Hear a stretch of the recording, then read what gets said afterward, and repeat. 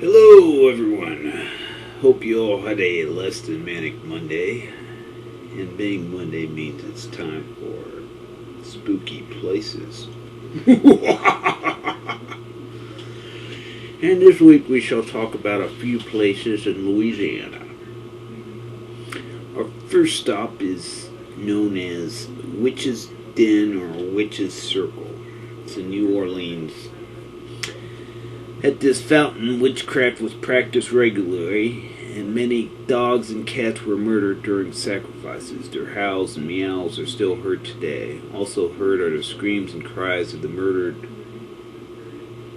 and of the virgins that were brutally raped. Weird place. Bet you could get a lot of EVPs there. The next stop will be the old Ellaby Road School, Shreveport, Louisiana. The former school was closed due to the disappearance of several people, one being a beloved janitor. When the children went to look for him, they too disappeared one by one. All that remains is a building in which all the lockers have been knocked out. In their place is a mural of the Grim Reaper. At night, one may hear the screams of children and the sound of a school bell.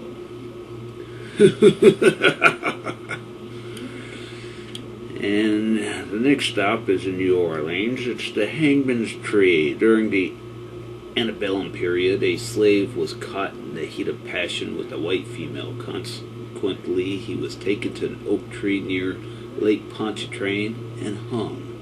If one goes there late at night, he will hear the snapping of the rope and will see a shadow swinging back and forth against the tree. And our last stop shall be the Myrtles Plantation. I've seen this on Ghost Hunters, and it's also got a couple of there's one couple of the shows on Travel Channel and Discovery Channel, Most Haunted and stuff like that. They've gone to the Myrtles Plantation and had some spooky encounters. It's in St. Francisville, Louisiana. Profound sense of longing and loss clinging to the moss-draped trees surrounding the Myrtles Plantation. Thick as the heady azalea-laced air, legends abound here in the Myrtles Plantation is one of the most recognized haunts in the South, known as one of America's most haunted homes. Where have we heard that? Last week? The beautiful antebellum mansion found in the late 1700s, the Myrtles Plantation of St. Francisville, Louisiana, has most recently been honored as one of the 150 best properties to stay at, according to the National Geographic Traveler's April 2008 issue. But although the rooms are beautifully furnished and pointed, and the estate is rich in history, neither reason is why many visitors choose to spend the night in this dramatic setting. The architectural and general landscaping of the Myrtles evoke a mood of old-fashioned comfort and relaxation. But there are things of the Myrtles that remain restless. Visitors have mentioned jewelry disappearing and waking to find themselves fully tucked into their beds. Strange noises on the staircase, furniture that moves, a grand piano that plays by itself. Mysterious handprints on the mirrors, odd things appearing in photographs. There is no doubt that the Myrtles is haunted, but the debate rages even now as to who or what is doing the haunting. Most of the stories regarding the Myrtles evolve around a string of unfortunate choices that brought disturbances and death. It begins with David Bradford, who helped quell the Whiskey Rebellion and bought the land with a special grant from the Spanish.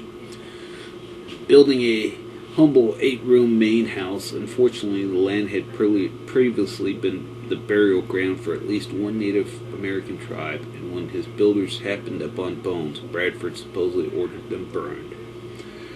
Bradford's daughter married Clark Woodruff, a main figure in the most popular tales about the Myrtles. According to popular lore, Woodruff married Sarah, but was quite the philanderer. Woodruff's most damaging affair was the household slave, Chloe. When his attentions turned to a new slave, Chloe began eavesdropping to figure out ways to prevent being sent out to harsh labor in the fields. Catching Chloe listening to a private conversation, Woodruff drew a sword and cut off one of her ears. As a result, Chloe began wearing the turban, as become her ghost signature in photographs. Even more desperate than before to prove her worth as a household staff member, Chloe baked a birthday cake for one of Woodruff's children.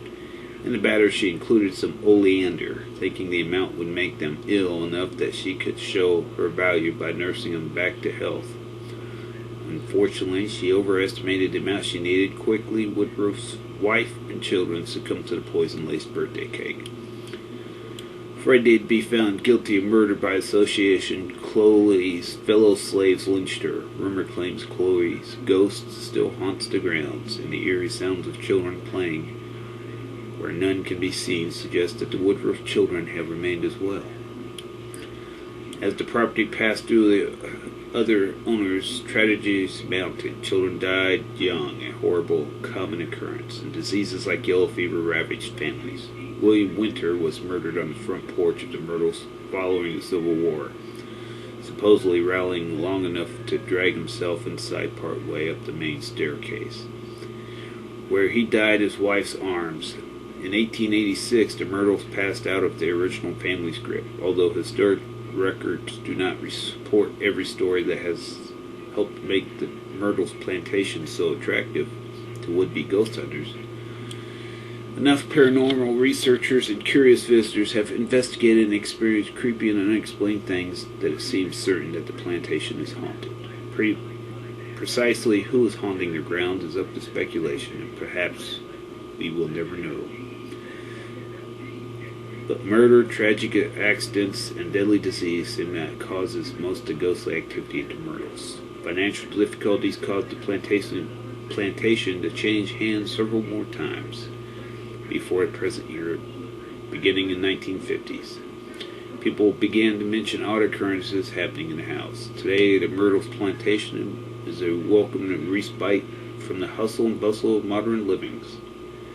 Rooms and cottages are available for rent, and public ghost tours run several times a day. The Myrtles plantation has a connection to true tragedy and makes it worth a stay, whether you are a spirit or not. Well, that is it for this week, my friends. Wishing you all a spooky night.